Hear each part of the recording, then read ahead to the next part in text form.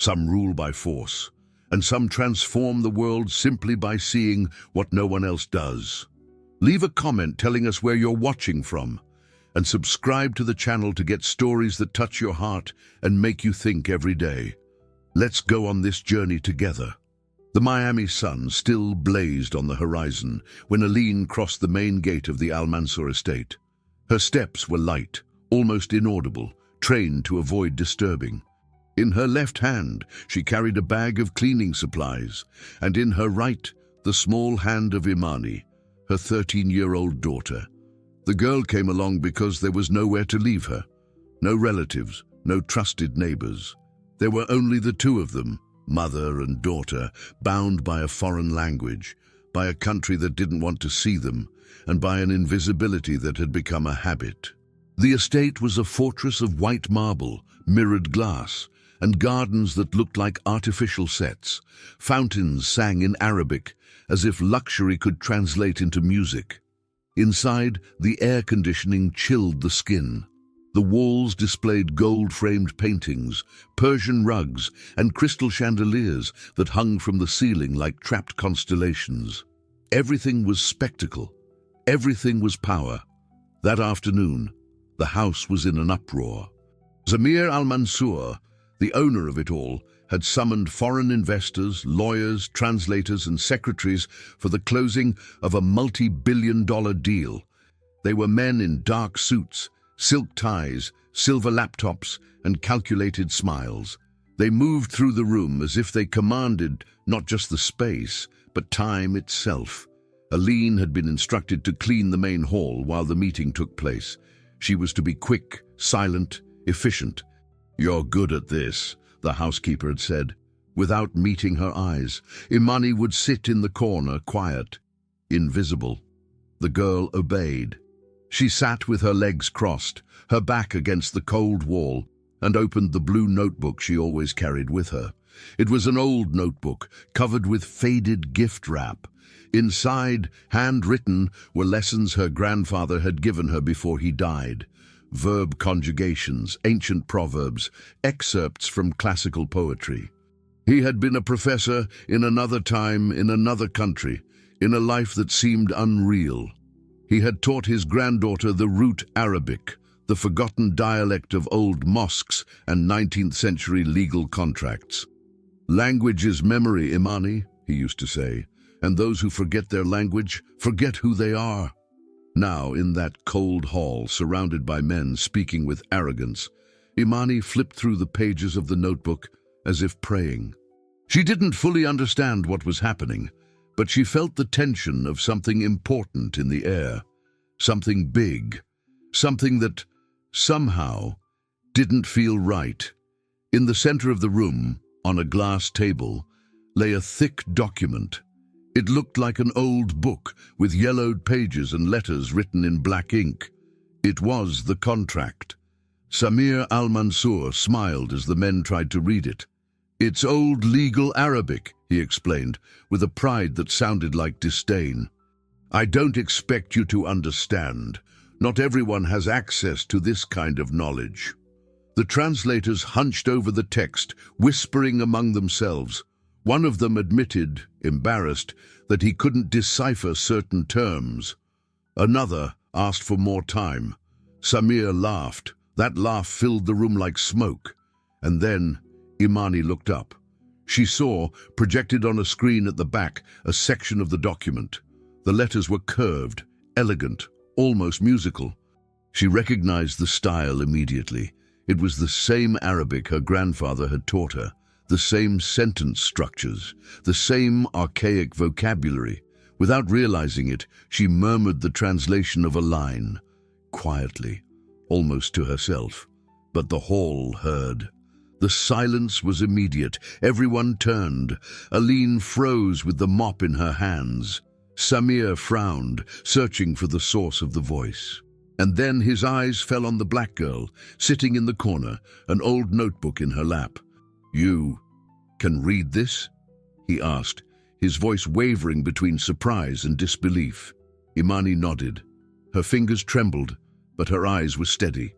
Zamir al-Mansour didn't believe it at first. How could he? A young girl, the daughter of a cleaner, dressed in simple clothes, sitting on the floor as if part of the furniture, claimed to know how to read a text that his most expensive translators couldn't decipher. It was unthinkable. It was almost offensive. "Come here," he ordered with a curt gesture of his hand. Imani rose slowly. Her legs felt weak, her heart pounded. She knew she shouldn't have spoken. She knew invisibility was her only protection. But something within her, perhaps her grandfather's voice, perhaps the memory of who she once was, wouldn't let her stay silent. She walked to the table.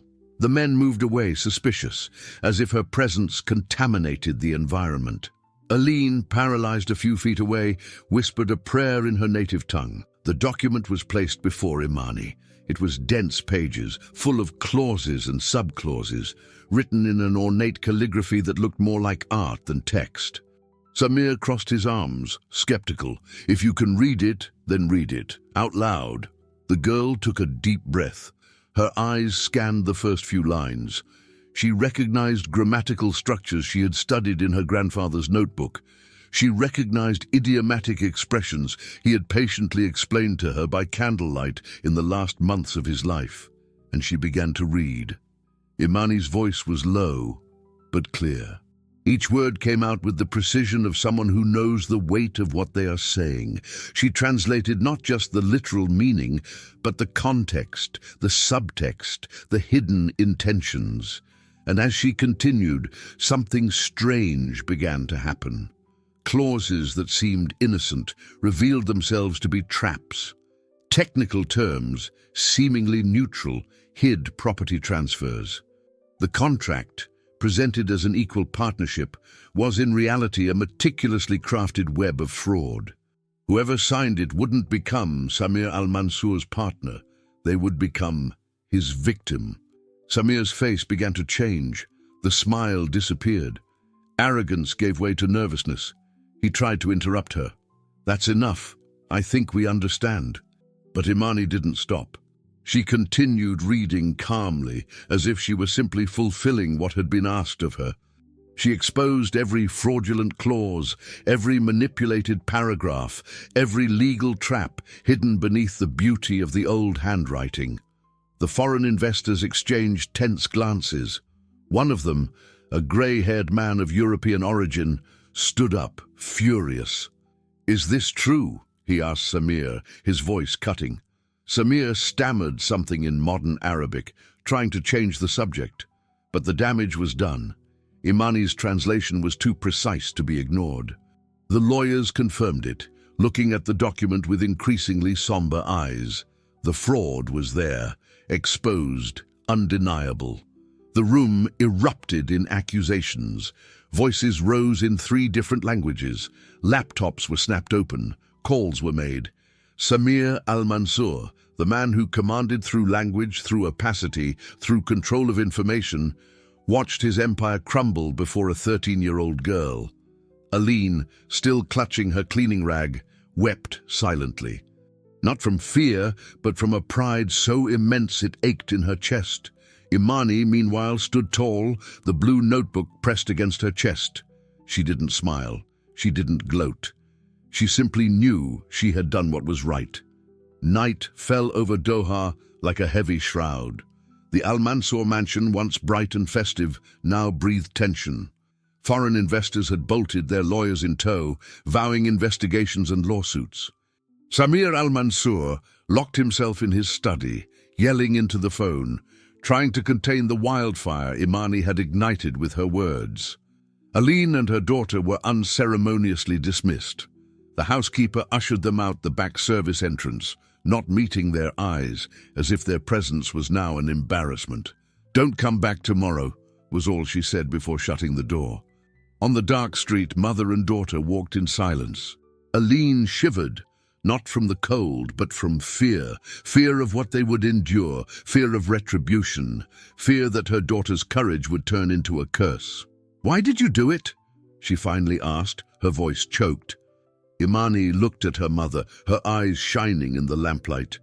"Because Grandpa taught me to read, and reading is more than seeing letters, Mom. It's seeing the truth." Aline didn't answer. She just squeezed her daughter's hand tighter. In the following days, the news spread, not officially, but through the underground channels of immigrant communities, WhatsApp messages, phone calls, hushed conversations in markets. A girl exposed Samir al-Mansour. Whose daughter is she? A cleaner's. Impossible. But it's true. The story found its way into the local papers, discreetly at first. Then it exploded on social media. Soon it was on international financial news sites. The fraudulent contract, the unexpected translation, the invisible girl who saw what no one else did, it all became headlines. Meanwhile, Imani and Aline lived in hiding in a small rented room. No work, no money, no prospects. Aline tried to find another cleaning gig, but no one would hire her. Her daughter's newfound fame was, unexpectedly, a black mark. "You're the mother of that girl who caused all that trouble, aren't you?" they'd say, closing the door. Imani, for her part, spent her days poring over her grandfather's notebook. She reread his lessons, his poems, his proverbs. "The truth will set you free," one of them read. "But first, it will imprison you." Then the letter arrived. It came in a crisp white envelope, delivered by a messenger in a sharp suit. Aline opened it with trembling hands, expecting a threat, a subpoena, something worse. But it was none of those. It was an offer.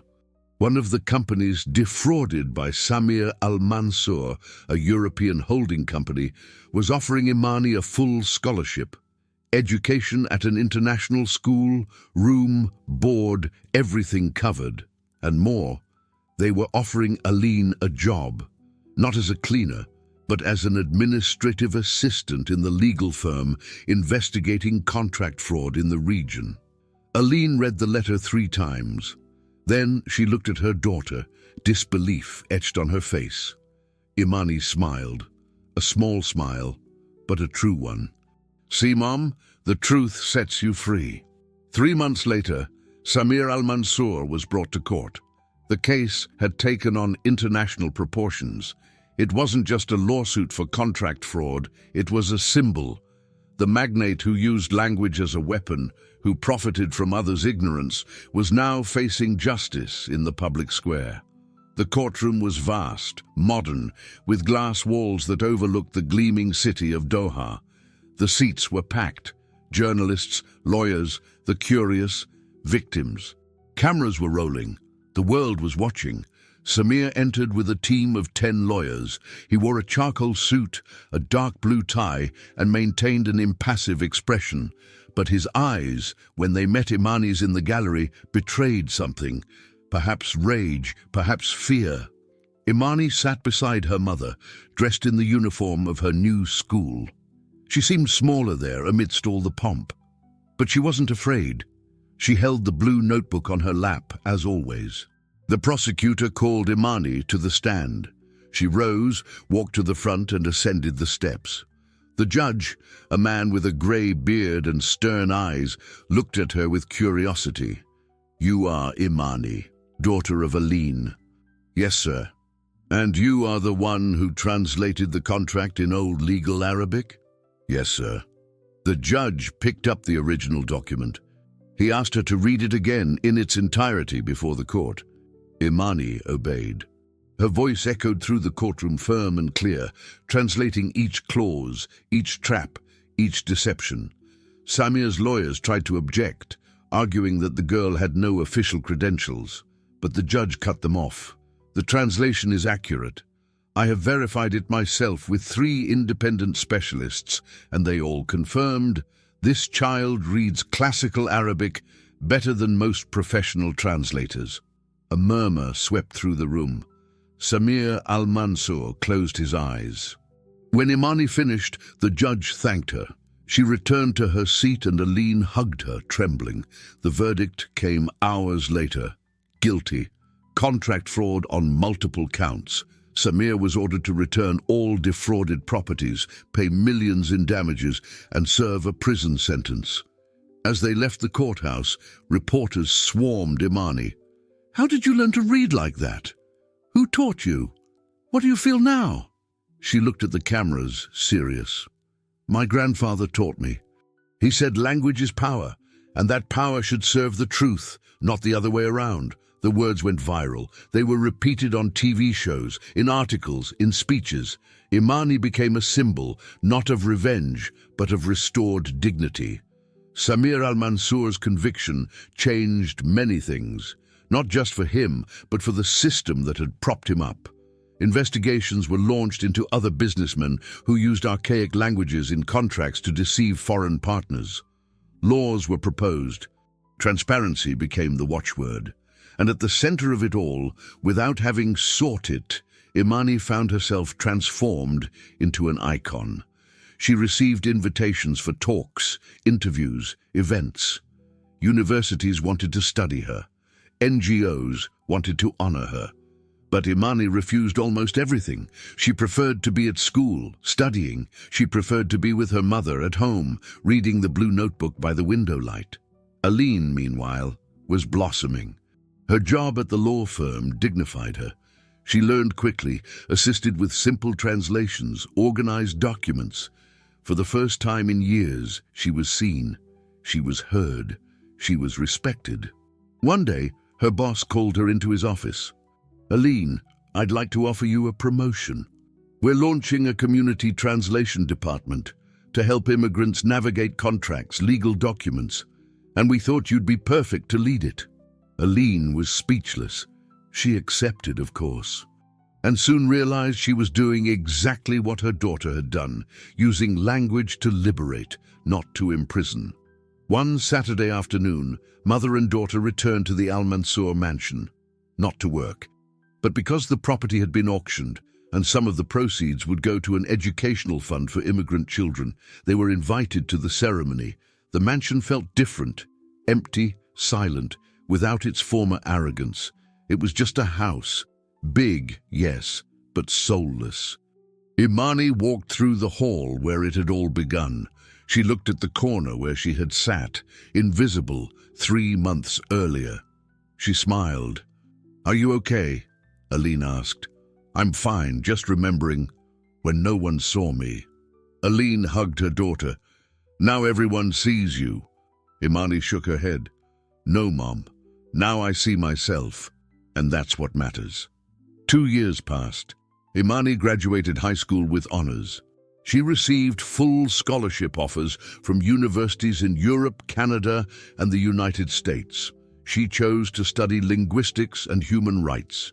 She wanted to understand deeply how language shapes power and how it can be used to return it to those who have been silenced. Aline became a respected figure at the office. She managed a team of volunteer translators, helping immigrants understand lease agreements, work contracts, and healthcare forms. She was saving people daily from invisible traps. One evening, sitting in the small apartment they now called home, mother and daughter shared a glass of water. It was a simple ritual, but it meant everything. "Do you still have Grandpa's notebook?" Aline asked. Imani smiled and took it from the bookshelf. It was more worn now, the pages yellowed, the cover torn, but every word still breathed. "I always will," Imani said. "Because he taught me the most important thing, that reading isn't just decoding, it's resisting, it's existing, it's transforming." Aline nodded, her eyes welling up. "Your grandfather would be proud." "I know.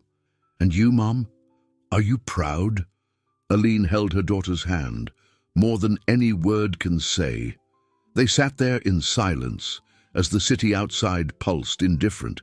But inside that small apartment, something immense had been built. Not wealth, not fame, but dignity, recognition, freedom. And it all began with a girl who knew how to read what no one else saw. And you, what did you think of this story? Did it make you reflect on anything? Leave your comment below, telling us what you felt. And don't forget to subscribe to the channel to receive stories every day that move, inspire, and make us see the world differently. See you next time.